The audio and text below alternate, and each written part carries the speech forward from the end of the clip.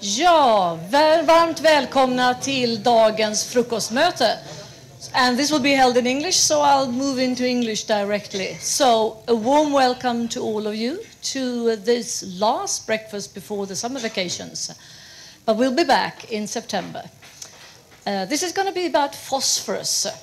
Phosphorus, legacy phosphorus. And what is that? We'll get back to the details later. This is a breakfast seminar, one in the series of the Baltic Breakfast, organized by Östersjöcentrum, Stockholms University Baltic Sea Center. And before we continue with the theme of today, just a few words about who we are. My name is Gun Rudqvist, and I head policy unit at the Östersjöcentrum. And we are a research unit, of course, but we also have a mission to synthesize and communicate research results and make sure that research results end up in relevant processes within the society. It could be political processes, but it could also be, dialogue with businesses or with the civil society or wherever good research is needed, really. And just a few words here. We also host Baltic Nest Institute, who support modeling research results for instance, HELCOM. The Baltic Eye Project, we are the organizers of the breakfasts. There is also a research station called Askö outside Trosa, a bit south of Stockholm. And there's tons of really relevant, nice information that you can reach on either of our two different websites. And as a group, we work with these different themes: eutrophication, biodiversity, fisheries, and environmental toxins. But of course, the climate issue is there. I mean, it's always there. Well, then, for today's topic, phosphorus in the catchment, actions today, taken today, create tomorrow's legacy. We've been talking a lot about legacy as part of, phosphorus in the sediments in the Baltic Sea. But the general debate has not been as intense on legacy issues on land. Is this relevant, and what kind of part does it play within leakage to the Baltic Sea? So we'll learn more about this today, and we have two researchers to help us with this. First, there'll be McCrackin, who is a researcher at the Stockholms University Baltic Sea Center. And then we have Sabina Braun, who's a PhD student at SLU, Swedish University for Agricultural Sciences. So we'll move on directly to Michelle, who will give us a macro view and a quantification of the legacy within the Baltic Sea region. Please, Michelle. Thank you. Is this working? Hello? It is. Okay, there we go. Technology is always great. Anyways, yes, good morning. Thank you for joining us today. So I will give you an introduction in terms of legacy phosphorus, what it is, how we've quantified it, and what it means for eutrophication management in the Baltic Sea. But first I want to start with some context. As Gun said, I kind of think at a macro, big scale level. So if we look globally, loading of nitrogen and phosphorus from land to coastal areas has grown dramatically since the beginning of the 1900s. So we can see that this is a challenge, not only for nitrogen, but also for phosphorus as shown in the figure here. And so I just want to put in the context that the problems or the issues we talk about in the Baltic Sea region are not unique to this region. There's global challenges. What I think is unique about the Baltic Sea region is that if we look at how the progress we've made in terms of nitrogen and phosphorus loads from land to the sea, we actually see a much different result. We see that beginning in the 1900s up until you have after the World War, you have the kind of the Green Revolution, the use of commercial fertilizers, and then this crazy acceleration of loading to the Baltic Sea into about the 1980s, after which things have improved substantially. So for phosphorus, we are back to about 1950s levels of loading to the sea. And for nitrogen, it's about the 1960s level. And I just want to point out that this is really an accomplishment, and we should really view this as a success of we really made some great progress in reducing nutrient loads to the sea. But as we know, there's still a gap between where we are today with nitrogen and phosphorus inputs to the sea and what's needed for a sea that doesn't show the effects of eutrophication like it does today. So there's still work to be done. And the amount of work that needs to be done really varies when you look around the sea, especially when it relates to phosphorus. So in this figure here, I'm showing the drainage basin of the Baltic Sea, outlined by the green line. And then I'm also showing major regions of the sea that subbasins, as we call them. They're regions within the sea that behave differently from each other, so we look at them separately. And it's important to look at how nutrient loading affects each of these regions differently. And so if we start with loading to, we have the Danish Straits, Kattegat, and the Bothnian Sea. What I'm showing here are total loads from land to the sea, is shown by the green bar, and then the dot, the black dot, is the goal under the Baltic Sea Action Plan. And I've shown the bars in green here because we've met, or actually in some cases are doing better than the Baltic Sea Action Plan targets for these regions. And I think it's also important to note that the scale on the vertical axis is much different. So here we have some good news. If we move around the sea, for Bothnian Bay and Gulf of Finland, I'm showing these bars in yellow, and that's because there's some statistical uncertainty. And so we're close to meeting the targets of the Baltic Sea Action Plan, but we need a little bit more data to be sure that we've actually achieved that. So again, I think it's still good news, it's in the right direction. But where we really see the challenge is with Gulf of Riga and the Baltic proper. And I especially want to call out the Baltic proper, because again, if you look at the scale on the vertical axis, it's up to 20,000 tons. And the point that I'm showing here, this is the target. So we need to reduce by about 50% in order to meet the goals of the Baltic Sea Action Plan. And that's a pretty significant reduction that we need to achieve. And one of the things that we should consider when evaluating measures or next steps is, well, what's the possibility that kind of the sins of the past or phosphorus legacies are contributing to the challenges of reaching this target today? And so with this, I'll introduce legacy phosphorus. And I understand it doesn't quite translate well in Swedish, but the concept is that humans have been on the landscape for millennia, and the way we've managed phosphorus, especially if we look at the past century with industrialization, modernization of agriculture, and sewage treatment, it's left a legacy in the landscape. As far as there's these pools of phosphorus that have accumulated over time and have the potential to leak out into decades into the future. And that's what we're showing with this illustration here. So this gray shaded area shows you kind of the historically, how we've managed fertilizer, manure, and sewage has led to the accumulation of phosphorus, in agricultural soils, but also in streams, sediments, lake sediments, kind of on their way to the Baltic Sea. But also the actions we take today on land in terms of managing phosphorus contribute to tomorrow's legacy. So we have to kind of think about it both kind of on this continuum of time. And to really understand how phosphorus has accumulated, I think it's helpful to look at basic phosphorus flows in the region. And if you've attended our breakfast before, I think you might be familiar with this figure. And so this is a very simplified diagram of phosphorus.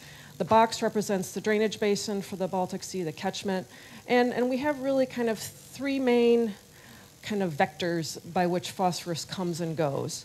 We have imports of feed into the catchment. This is livestock feed, primarily soya from South America.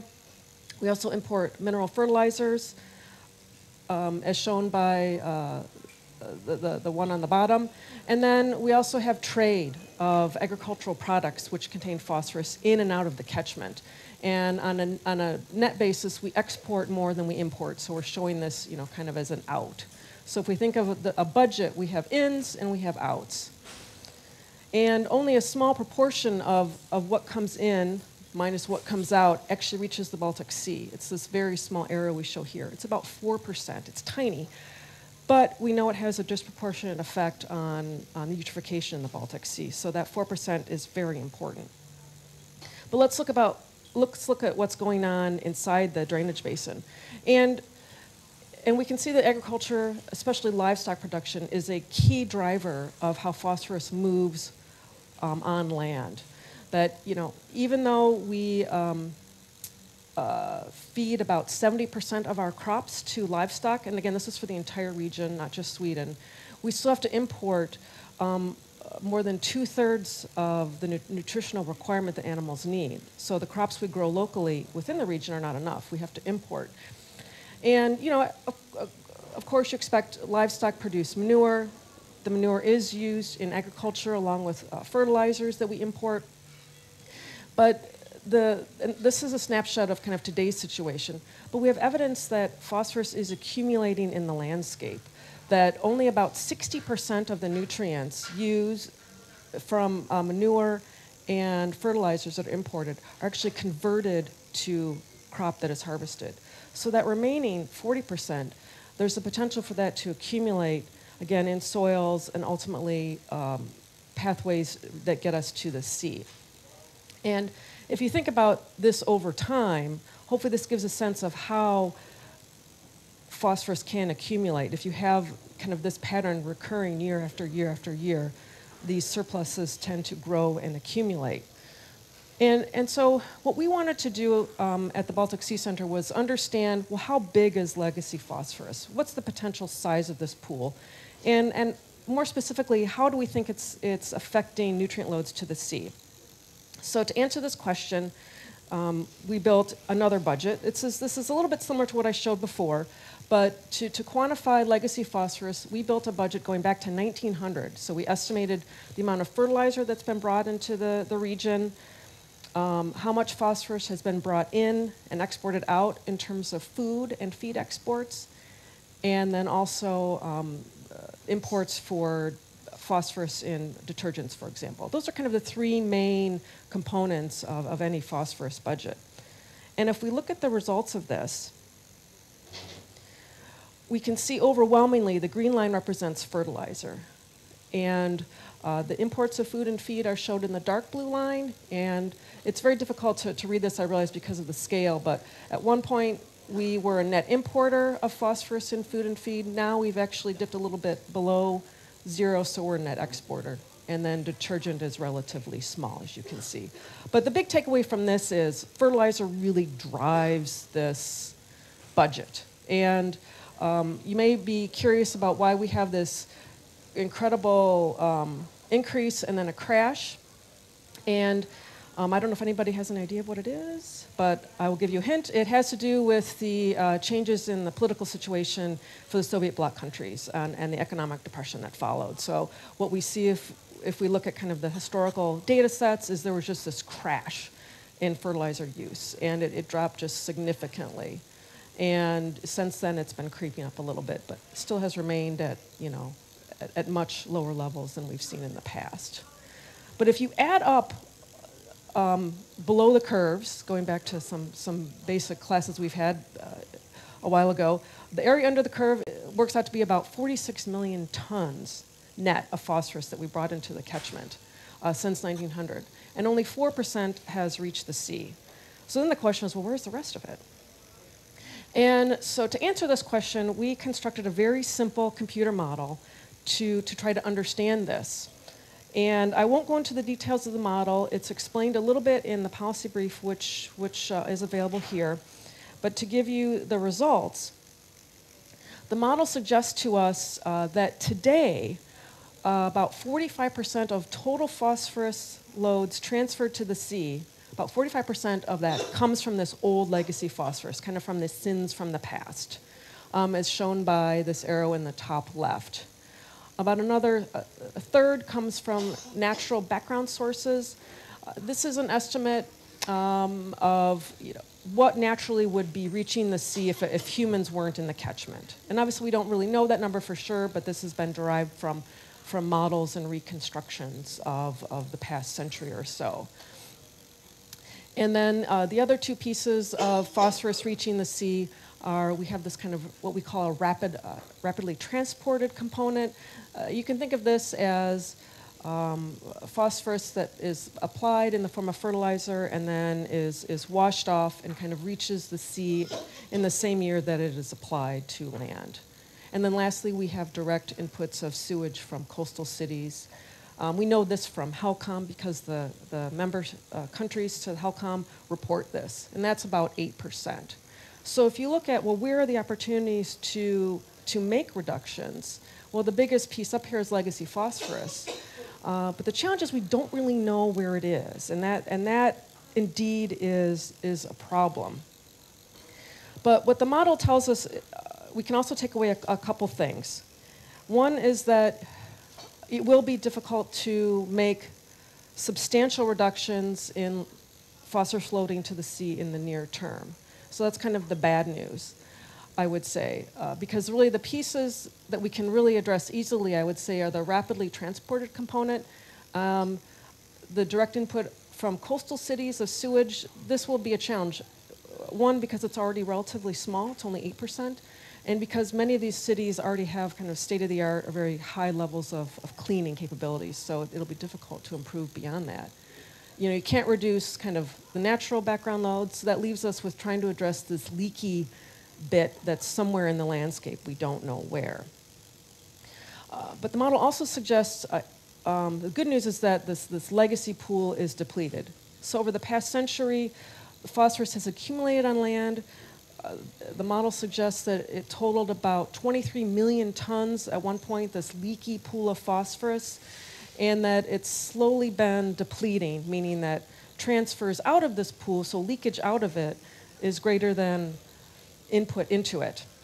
And we're only at about 17 million tons today, which suggests that we're moving in the right direction. And if we kind of keep managing phosphorus the way we are today and improving upon it, we should start to see loads decreasing in the future. So quickly to go to, well, what can we do about it? Well, and Sabina will talk more about this in her talk with some of the specifics, but at a high level, you know, we need to really understand better where is this phosphorus in the landscape, especially in agricultural soils. And that's where soil mapping and soil testing can help us understand where are these pockets with this legacy phosphorus today that we can use. But then it's also funding to support best management practices on land that can keep phosphorus from leaking into lakes and streams. So it's things like buffer strips and then sedimentation ponds. But then I guess the point I really want to make is we have to think about in a prospective way as well, that how can we avoid creating future legacies? And that's by really minimizing the buildup of phosphorus on land. Because we know it sticks around in the environment for a long time, for decades. And up here I've just listed some of the things that we can do, and these are kind of, again, very high level, but it's, you know, limiting the amount of phosphorus that can be applied, limiting livestock densities, because we know there's a correlation with livestock and surpluses on the land, and then really looking at how we integrate livestock and crop production. And I think with that, I will move on to, or I will introduce Sabina, right? Yes, thank you, Michelle. While you fiddle there with the computer, hang on, don't take it off. I have to ask you a bit of questions. Yeah. Thanks a lot for putting sort of the legacy issue. Oh, sorry, you can look at my lovely dog here. Putting the legacy issue on the agenda. Why haven't we been talking about this before? I mean, I'm not saying we as in the Baltic Center, but sort of generally. We've talked a lot about legacy in the sea, but... Yeah, that's a great question, and I'm not sure I know the answer. I think because it's hard to measure, and again, this is not an issue with the Baltic Sea region alone. Scientists working in many other areas have struggled as well to just figure out, well, how much is there? And then, where is it? It's really hard to talk about and develop action plans for something when you don't really know where it is in the landscape. So I think that's been the challenge. Okay. We'll keep on focusing on phosphorus today, but I have to ask, can there be legacy nitrogen? Yes, and I'm glad you asked that. There's been a number of studies, primarily in North America, that have found evidence for nitrogen legacies as well. And this is something that is surprising to most people because nitrogen behaves differently than phosphorus on the landscape. Nitrogen can be removed by a microbial process called denitrification that takes it, from nitrate in the soil to N2 gas that goes into the atmosphere. But there's evidence that nitrogen sticks around in soil organic matter. And that's something that we started to look at as well. And just based on some of our preliminary analyses, we're working on a similar model. We think that there's the potential for nitrogen as well. Okay, thanks. So we will, after we hear from Sabina, we will get back to talking more about actions and policy issues. Thanks a lot. And now, Sabina Braun, welcome. You are a PhD student at SLU. And this fits in so well because now we will be moving from the macro level sort of down to field level. And in your research work, you will focus a lot about availability of soil phosphorus, and the stable forms and how can that be transferred and what happens with it in the soil. So please, the floor is yours.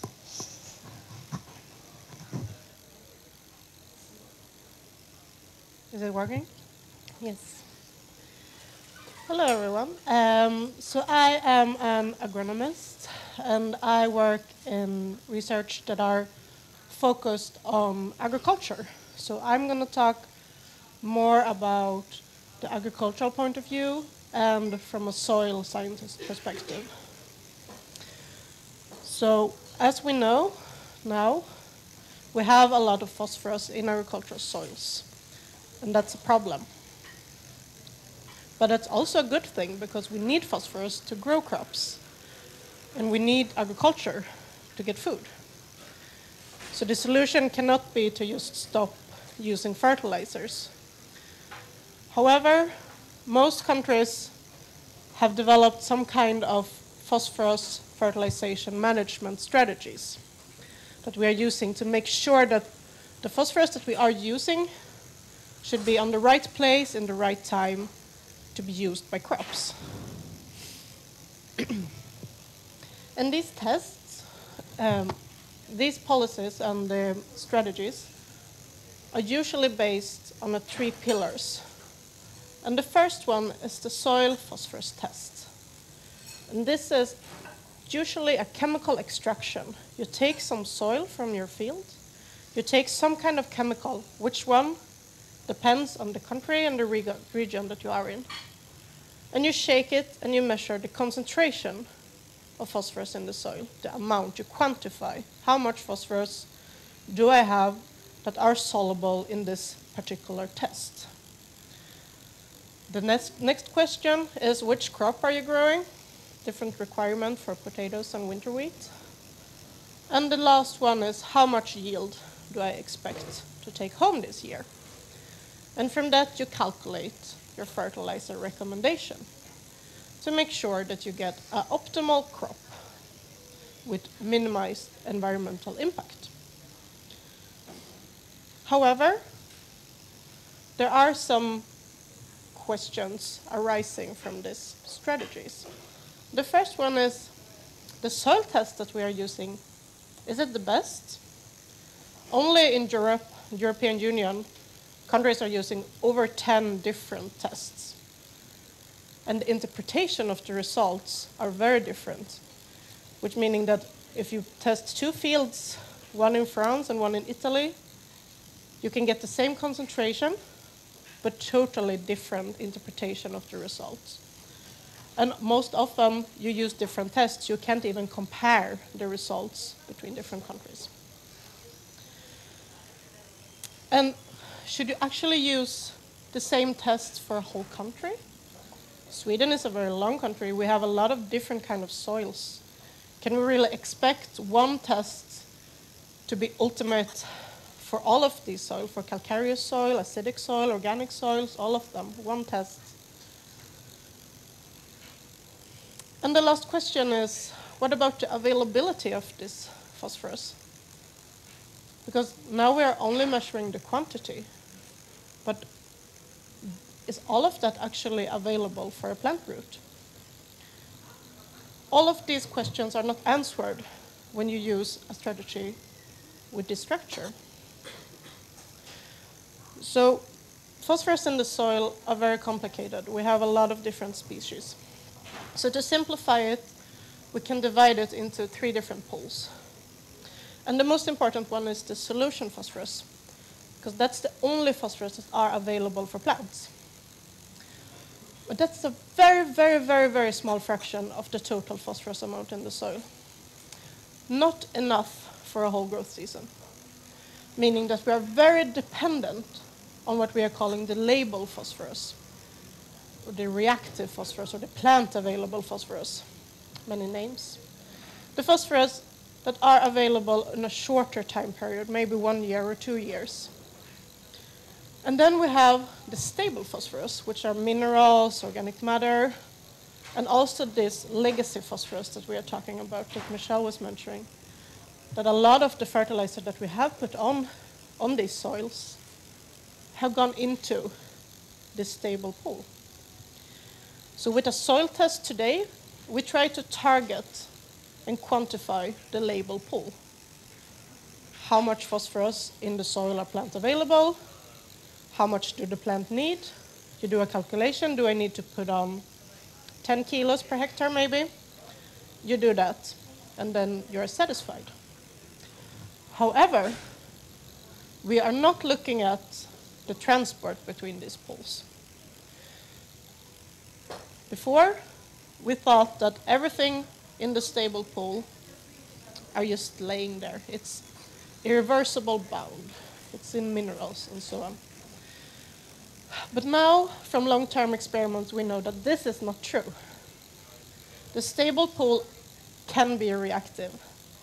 And there is a transport between the label and the stable pool, both ways. So what we are doing in my research project is that we are looking at the long-term fertility experiments, which are a series of experiments that started in the 1950s, all over Sweden. We have 16 different fertilizer treatments with different levels of nitrogen, phosphorus, and potassium. So here we have plots that have received no phosphorus for 50 years, and plots that has received a high amount of phosphorus for 50 years, and everything in between. So from that, we get p-balances, input and output, and we can measure the changes in these p-pools, in the label and the stable pool of phosphorus.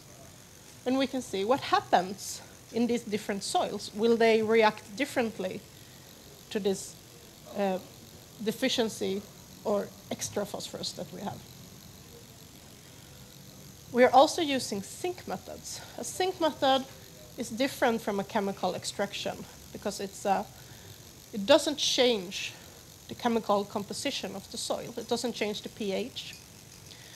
So you use a sink, something that will absorb phosphorus. Here we have iron oxide coated papers, and we have a membrane tube filled with ferrohydrate that you can put in a soil suspension and remove, put in a fresh one, and do for a long time period. And from that, you can see the phosphorus desorption rates.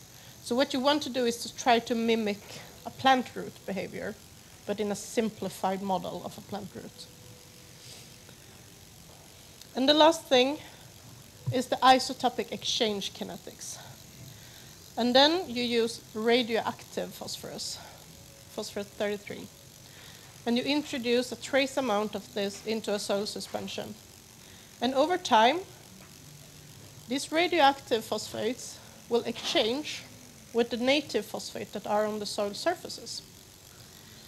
So the longer time goes, the more of these radioactive phosphorus will be removed from the soil solution.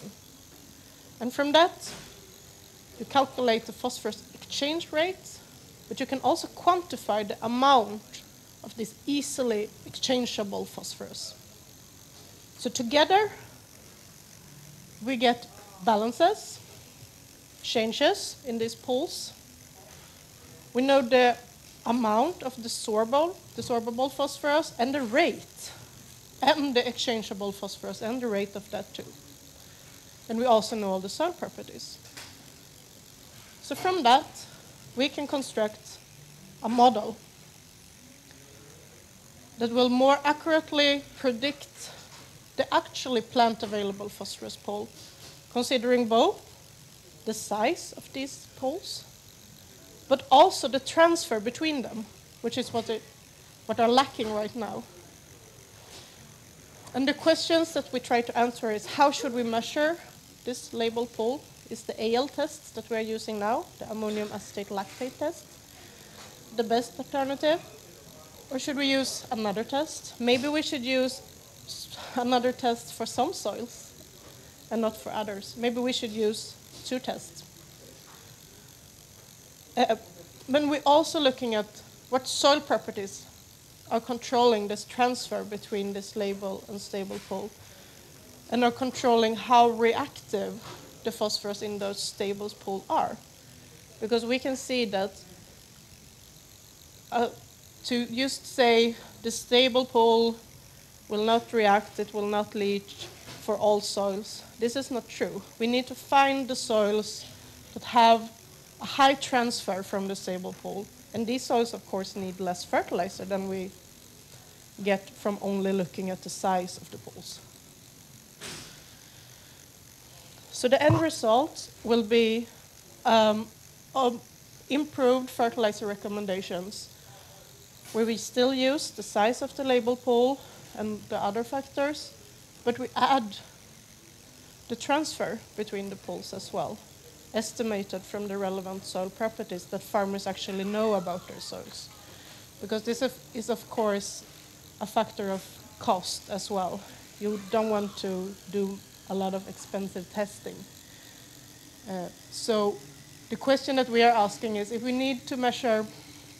want to measure one more thing in the soils to get a better phosphorus fertilizer recommendation, what should you measure?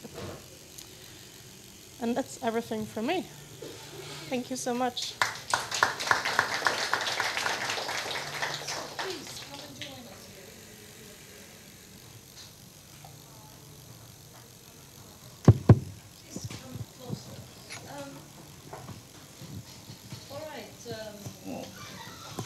Really interesting, and that really brought things down to a more sort of hands-on practical level, and it raises in my head lots of interesting questions actually. You're stressing the differences between tests and the problem with being different in countries and the results being vague. Would you say that the tests are underestimating sort of the availability of phosphorus today, meaning that the recommendations are a bit too high then? Actually, the problem we have found with the AL test is that it's very unpredictable. So it is underestimating sometimes, but it's also overestimating in a lot of soils. So it could go both ways. Yeah. So would you say, if you look at the European Union in general, is there an interest in these issues, or a common sort of thrive to get this better done? Yes, it is. And of course, as it usually is with European Union, there is a drive to try to standardize so we can compare between different countries. Okay. But there's also a lot of people in Sweden that want to use other tests, especially farmers that are growing like sugar beets and farmers in calcareous soils where the AL tests are not optimal. Okay. So hopefully we can have fertilizer recommendations that will end up reducing the legacy phosphorus, I suppose, because that would be a good thing, right? Yeah, that's the goal. Yeah, okay. So as you are saying, Michelle, the legacy pool is there and it's large. And would that be the same picture that you get, that lots of Swedish soils are in high phosphorus classes, meaning they have good contents of phosphorus? They do, but the problem is that since the AL tests that we are using are dissolving phosphorus minerals like calcium phosphates, we will have some soils that are seemingly very high in phosphorus but have a low availability. And we will have other soils that are a low amount of label P but have a high availability and a high leaching risk. Okay. But we absolutely have a lot of soils in higher phosphorus classes. Okay. So this is complex thing, of course, but if I was a farmer, what advice would you give me, right now, so that I can sort of do my bit to reduce leakages?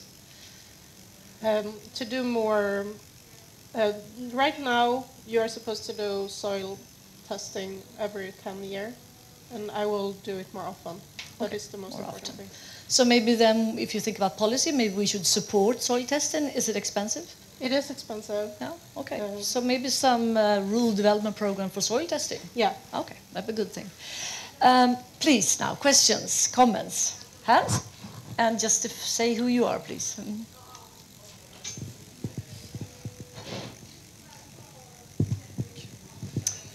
Staffan Eklöf, parliamentary member for Sweden Democrats. Thank you for very interesting seminars, talks. I have two questions, and one is on can we, instead of fertilizing in future, trigger phosphorus availability from the legacies in the soils, sort of using the legacy instead of fertilizing? Could that be conceivable? And secondly, there is lack of precision of phosphor tests, as we have heard, but since I guess that precision, as you said, could be leading to deficiency or superficiency in different cases.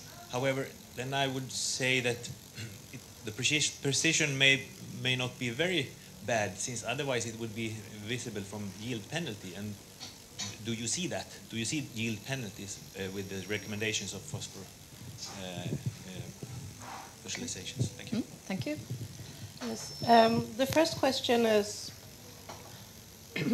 like this. What I've been talking about is just soil chemistry, and that's just such a small part of the whole cropping system. So everything that improves the root system of the soil or of the plant, improves the structure of the soil, like everything that increases the carbon content of the soil, and all that will make the soil structure better, make the plant have a better root system, will improve the use of this legacy P. So that gets you back to good crop rotation and all that sort of basic agronomic knowledge, really. Exactly. Okay. So everything that helps the soil structure will also help the uptake from this legacy P. And the other question was, yes, you would see on the crops if you have a big deficiency in phosphorus, but that's usually not a problem in Swedish soils. So the problem is more other factors that are more, because phosphorus, we have a lot of phosphorus in the soils, and the plants can usually utilize this legacy P. Okay, thank you. I'll just, Michelle, you were talking a lot about the legacy P and the different sizes and the flows. Is it possible in the model to tell you anything about where it is? Can you sort of, on a regional basis, tell you something about that? Not today, but we hope to eventually make it a little bit more at country level, but it's still very high scale. Just that's the nature of how these data are available, because we're using these large data sets that have things very, very coarsely available. So unfortunately, no. I think our approach is a first step, and certainly there's opportunity to refine it and get better sense of spatially where is this legacy phosphorus in the landscape. Okay. Please. Sandra?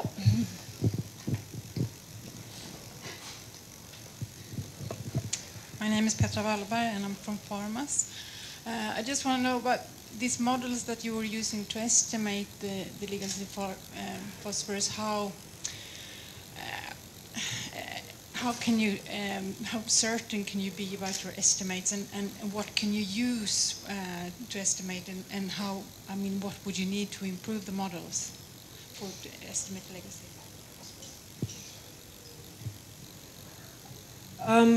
Well, we're fairly comfortable in the model as it exists today, in that we were able to use it to reproduce the historical loads to the Baltic Sea in terms of phosphorus.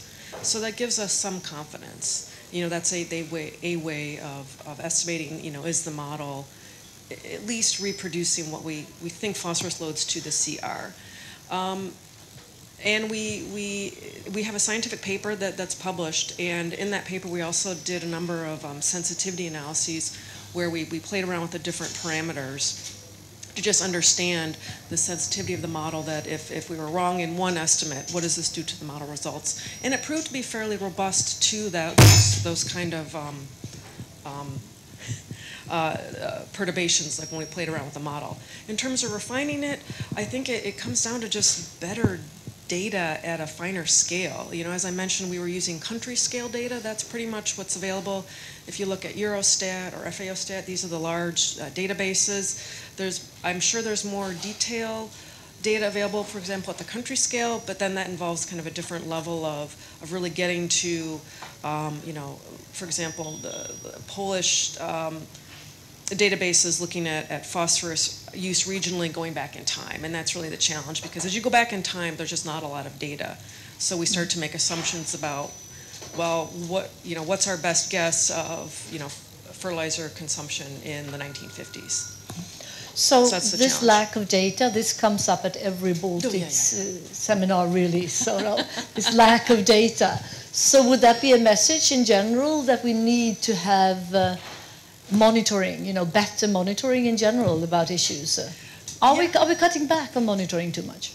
Well, I can't answer that.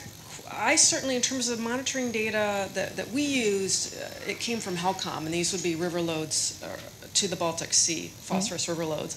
And so for my purposes, those data were sufficient. What became a challenge was really understanding more what's going on land. Okay. And these are statistics that just aren't always kept. Detergent imports by, country going back again to the turn of the century, the last century. That, it's those kinds of details, or imports of grain in the 1900s. Okay. We have one question over here. Thank you for your very interesting presentations. My name is Mats Johansson from a company named Ecoloop. I'm into this modeling and the use of this. When we talk about mitigation measures for eutrophication, we go down in scale. We talk about, catchment areas of different sizes. Are your model applicable for more regional or local scales, or do we need other kind of models? And of course, there's a data challenge when you shift the scale. But is it possible to do this on a smaller scale? We are actually hoping to use this model, and I should say it's an extremely simple model. Like, it's got 2 boxes and 3 parameters. It's extremely simple.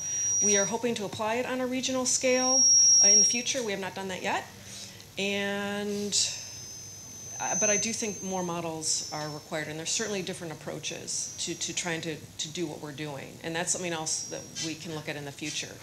For example, the nitrogen models I referred to that have been carried out in North America have a much different approach, where they try to reconstruct cropping systems and really estimate the accumulation of soil nitrogen over time. So it'll be interesting to see, well, does that work for phosphorus?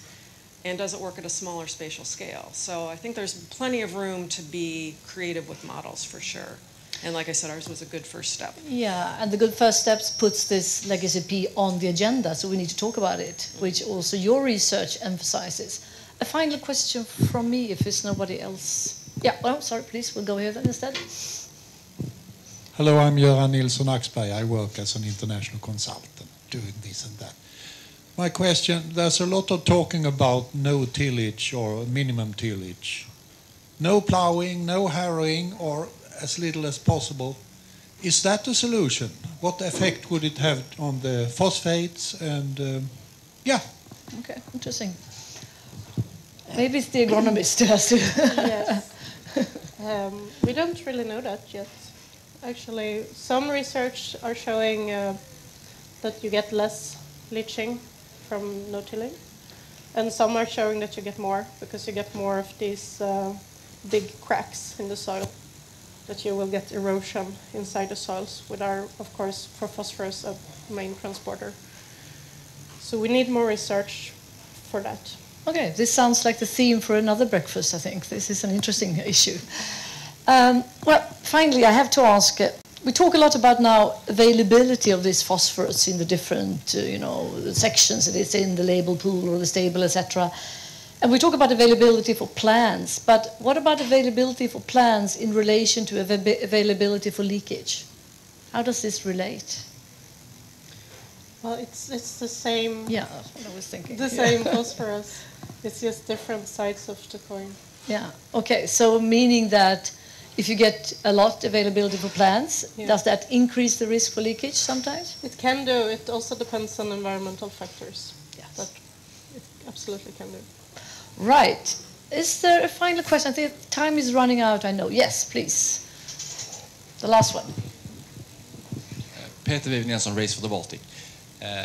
I don't know if I think I've seen at Baltic Eye that you've kind of used this as an argument in the debate about internal load, the internal load that is then on land as well. Can you kind of elaborate a little bit on how you reason behind that with relation to this? Because the organization I come from, we're just interested we're interested in the Baltic Sea and the eutrophication in the Baltic Sea, and I'm not quite seeing the correlation here. Okay, maybe you could say something about internal load in the sea then, I suppose. Yeah. The internal load in the sea is the pool of phosphorus that moves back and forth between the sediments and the water column, depending on environmental conditions. And it's estimated to be about 100,000 tons, I believe. And it's often used in comparison with the amount from land, which is a flux. So when I talk about loads to the sea, that's an annual flux. When we talk about internal load, that's a pool that moves back and forth. So I just want to clarify that these are kind of two different things in a sense. But I think the idea is that we have legacies on land, and that's what we're raising the issue about here today. And today we estimate that this pool is about 17 million tons on land, and the kind of the comparable pool in the sea. It's probably a little bit bigger than 100,000 tons. That's just the pool that moves back and forth. But the sea as a whole contains much more phosphorus today than it did a century ago. So it's just trying to put some orders of magnitude around the relative sizes of these things, I guess. I'm not sure if that answers your question. But the internal pool sort of in the sea is a result, of course, from leakage from land. Right. The ultimate source is land. And so we have to kind of look at these things kind of together in that sea-based measures address symptoms but not cause. Root cause is leakage from land, and the point is just that we have to, we should better understand this legacy pool on land as well. Okay. But Michelle and Sabina are still here after the breakfast, so if you want to keep on chatting about this. Thanks a lot, and thanks a lot to you guys. A warm applause, I think. So now the Baltic Breakfasts are taking a summer vacation, but we will be back early September, and I hope to see you all then. Keep an eye out in our newsletters and on our web pages for the theme. Thanks a lot.